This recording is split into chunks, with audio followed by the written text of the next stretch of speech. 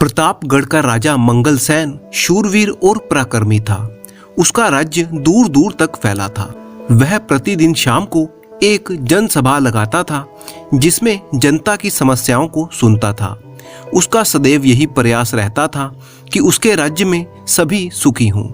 वह उनकी परेशानियों को दूर करने का हर संभव प्रयास करता था। सारी जनता अपने उदार राजा को बहुत ही पसंद करती थी।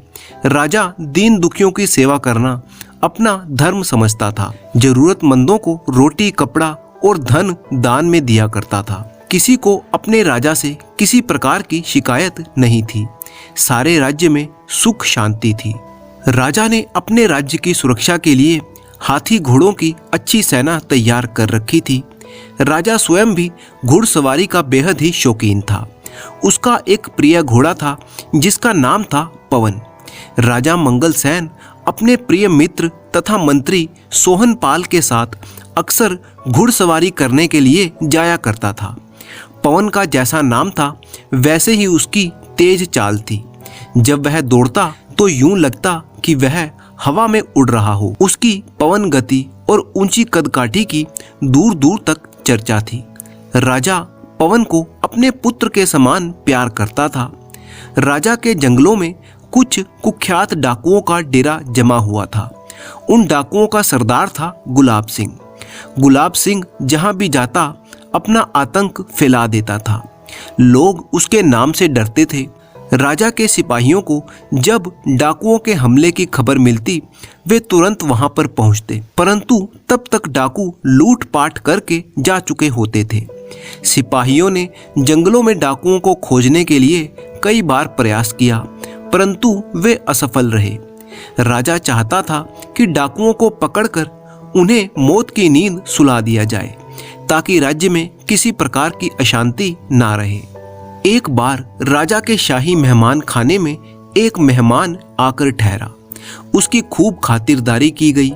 तीसरे दिन जाते वक्त मेहमान ने राजा से मिलने की इच्छा व्यक्त की तो सिपाहियों ने राजा के पास उसकी सूचना पहुंचा दी। राजा ने मेहमान को अपने पास बुलवा भेजा। मेहमान बोला, मैंने सुना है आप अपनी जनता की सारी जरूरतें व इच्छाओं को पूरा करते हैं। क्या ये बात सही है?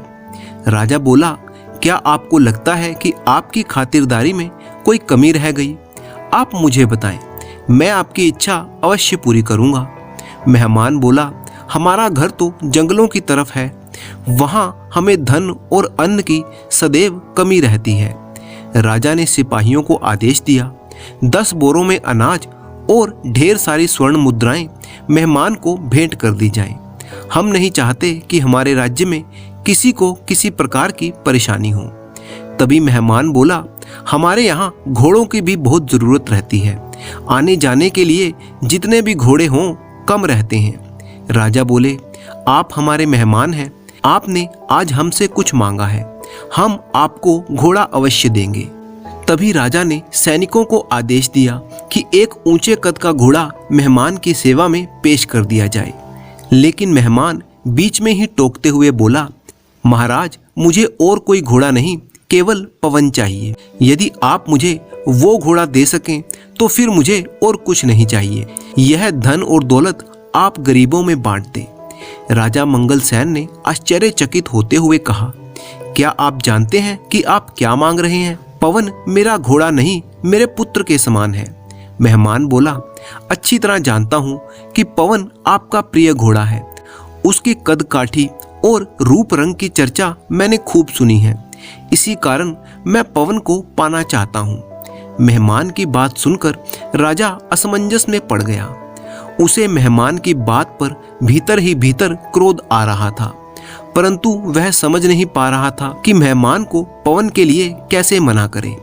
राजा को चुप देखकर मेहमान बोला, रहने दीजिए, मैं आपका घोड़ा पवन एक दिन खुद ही हासिल कर लूंगा। फिर मेहमान ने अपनी नकली दाढ़ी उतार ली और कड़क आवाज में बोला, आपकी जिंदा दिली की चर्चा सुनी थी और इसी कारण मैं चला आया। खैर, मेरा नाम गुलाब सिंह है। अब मुझे आपसे ना घोड़ा चाहिए और ना ही धन दौलत। मैं अपने बलबूते पर ही इसे हासिल कर लूंगा। राजा एकदम चौकन्ना हो गया और जोर से चिल्लाया, डाकू गुलाब सिंह, पकड़ो इसे, यह जाने ना पाए। परंतु गुलाब सिंह पहले से ही इसके लिए तैयार था। वह बिजली की गति से झट से कूदा और महल की दीवार लांघकर दूसरी तरफ पहले से ही तैयार अपने घोड़े पर बैठकर रफू चक्कर हो गया। राजा के सिपाही गुलाब सिंह के पीछे दौड़े, परंतु वह कुछ ही क्षणों में आंखों से ओझल हो गया और सिपाही देखते ही रह गए। इसके पश्चात राजा बहुत ही चौकन्ना रहने लगा। उसने पवन की देखभाल के लिए कई पहरेदारों का इंतजाम कर दिया। ये सिपाही दिन रात पवन के आसपास पहरा देते रहते। धीरे धीरे कुछ माह बीत गए, लेकिन कोई घटना नहीं घटी। राजा और सिपाही निश्चिंत हो गए कि यह डाकू गुलाब सिंह की गीदड़ भभकी थी, जो पूरी नहीं हो सकी। यद्यपि राजा ने पवन के पास से पहरेदारों को नहीं हटाया था। एक दिन राजा मंगलसेन अपने मित्र सोहन पाल के साथ सुबह को घुड़सवारी करने के लिए निकले। दोनों लोग काफी देर तक घोड़ा दौड़ाते रहे। जब दोनों थकने लगे तो दोनों ने लौटने का निश्चय किया। तभी राजा मंगलसेन की निगाह एक आदमी पर पड़ी, जो दर्द से कराह रहा था और उसका खून भी बह रहा था। राजा ने सोहनपाल से उस ओर इशारा किया और दोनों लोग अपने घोड़े से उतरकर उस आदमी की तरफ चल पड़े। वह आदमी तेजी से खड़ा हो गया और उसने एक खंजर राजा पर तान दिया। राजा को इतना मौका भी नहीं मिला कि वह अपनी तलवार निकाल सके। राजा ने ध्यान से देखा कि ये आदमी वही है जो उसके यहाँ मेहमान बनकर आया था और स्वयं को डाकू गुलाब सिंह बता रहा था। राजा कुछ बोलता इससे पहले ही वह कूदकर पवन पर सवार हो गया। एक पेड़ के पीछे छुपा हुआ उसका एक साथी निकलकर आया और वह झट से सोहनपाल के घोड़े पर जा बैठा। डाकू गुलाब सिंह बोला, मैंने जो आपसे वादा किया था वह पूरा कर रहा हूँ और आपका घोड़ा छीन कर ले जा रहा हूँ। राजा के कुछ कहने से पहले ही गुलाब सिंह व उसके साथी ने घोड़ों को दौड़ाने के लिए एड़ लगाई, लेकिन पवन अपने मालिक को पहचानता था। उसने आगे बढ़ने से इनकार कर दिया। पवन ने अपनी अगली दोनों टांगे ऊपर उठाकर जोर से झटका मारा और गुलाब सिंह नीचे आ गिरा। इतने में सोहनपाल के घोड़े ने भी गुलाब सिंह के साथी को नीचे गिरा दिया। मंगलसेन यह तमाशा देख रहा था, परंतु वह कुछ नहीं बोला। इतने में गुलाब सिंह और उसके साथी ने कई बार घोड़े पर चढ़कर भागने का प्रयास किया, परंतु घोड़े ने दुलत्ती मारकर दोनों के प्रयास निष्फल कर दिए। तभी राजा मंगलसेन डाकू गुलाब सिंह के पास आया और बोला, तुम जानते हो कि मैं पवन को अपने बेटे के समान प्यार करता हूँ, फिर भी तुम इसे छीन कर ले जाने का प्रयास कर रहे हो। मैं तुम्हें पवन को सौंप देता हूँ, परंतु याद रखना कि तुम मेरे घोड़े को नहीं, मेरे पुत्र को ले जाओगे। यदि कभी भविष्य में तुम अपने बेटे से बिछड़ोगे तो यह दर्द अवश्य महसूस करोगे जो मैं आज महसूस करूंगा। यह कहकर मंगलसेन ने घोड़े की पीठ पर हाथ फेरा, मानो उसे गुलाब सिंह के साथ जाने की अनुमति दे रहे हों। पवन अपने मालिक का इशारा समझ गया और वह चुपचाप गुलाब सिंह को लेकर चला गया। अपने ठिकाने पर पहुंचकर डाकू गुलाब सिंह बार बार सोचता रहा। उसके सामने उसकी पत्नी और उसका 6 माह का बच्चा था। आज ना जाने क्यों गुलाब सिंह का पत्थर दिल मोम जैसे पिघला जा रहा था। वह बार बार अपने पुत्र को प्यार करने लगा और राजा की बात याद करने लगा। उसे यूं महसूस हो रहा था कि यदि वह अपने पुत्र से जुदा हो गया तो वह उस दुख को बर्दाश्त नहीं कर सकेगा। उसकी पत्नी तो पुत्र वियोग में रो रो कर पागल हो जाएगी। गुलाब सिंह सोचने लगा कि वह आज तक अनगिनत लोगों की जान ले चुका है, उन्हें लूट चुका है, उन्हें घायल कर चुका है। वे सब भी तो किसी के पुत्र या पिता होंगे। उन्हें यह बिछोह कैसे बर्दाश्त होता होगा। डाकू गुलाब सिंह रात भर सोचता रहा और उसे ठीक प्रकार से नींद भी नहीं आई। उसका हृदय परिवर्तन होने लगा था। सुबह ही वह अपने साथियों के साथ राजमहल पहुंच गया। अपने हथियार राजा को सौंपकर उसने आत्मसमर्पण कर दिया। राजा का घोड़ा पवन राजा के सैनिकों को सौंप दिया गया था। वह राजा से बोला, महाराज, आपने अपना बेटे जैसा घोड़ा पवन मुझे सौंपकर मेरे मन को झकझोर कर रख दिया। आज तक मुझे एहसास ही नहीं था कि मैं कितने बाप और बेटों को एक दूसरे से अलग कर चुका हूँ। आज मुझे अपने किए पर पश्चाताप है और उसकी सजा भुगतने के लिए मैं तैयार हूँ। आप वास्तव में महान हैं। ईश्वर ने आपको राजा बनाकर इसीलिए धरती पर भेजा है कि आप हम सबका उद्धार कर सकें। डाकू गुलाब सिंह भावावेश में ये सब बोलता जा रहा था। राजा ने कहा, गुलाब सिंह, सबसे बड़ी बात यह है कि तुम्हें अपनी गलती का एहसास हो गया है। मैं तुम्हारी सजा माफ करता हूँ और अपनी सेना में तुम्हें सैनिक के रूप में नियुक्त करता हूँ। मैं चाहता हूँ कि तुम अपनी शक्ति का प्रयोग सही दिशा में करो और देश की रक्षा करो। सारे लोग मंगल सेन की ओर अचरज भरी नजरों से देख रहे थे। राजा का न्याय सुनकर सभी के होंठों पर खुशी की लहर दौड़ गई और वे राजा के आगे नतमस्तक हो गए।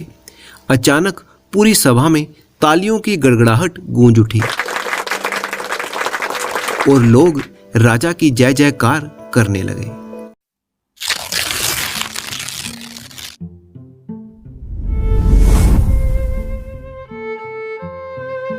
सेठ सूरजमल की गिनती नगर के सबसे धनवान लोगों में होती थी।